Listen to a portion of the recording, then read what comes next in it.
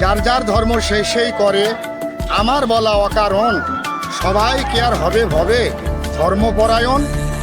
তো উনি যেটা বোঝাতে চাচ্ছেন যে ধর্মটা, যে নিবেদিত প্রাণে ধর্মকে গ্রহণ করবে, ধারণ করবে, সেই ধর্ম রক্ষা করতে পারবে।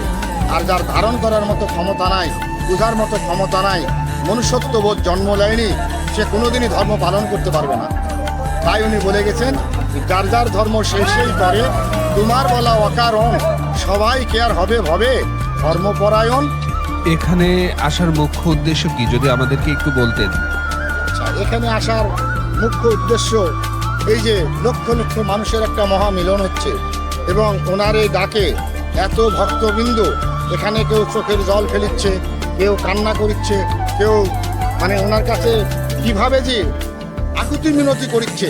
একমাত্র উনি যদি আমাদের প্রতি লক্ষ্য রাখেন, ওনার পথে আমরা চলতে পারি, ওনার আদেশ নিষেধ আমরা মূল্যায়ন করতে পারি, তাহলে আমাদের জীবদ্দশায় আমরা আসলে মানুষ হতে পারব।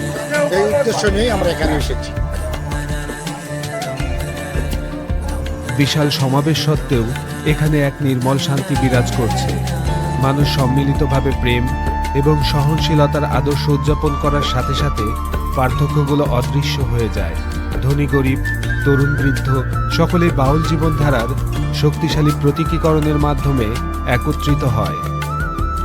কিন্তু কেন এই উৎসবের এত গভীর অর্থ রয়েছে? এর সবকিছুই লালনের তৈরি দর্শনের মধ্যে নিহিত।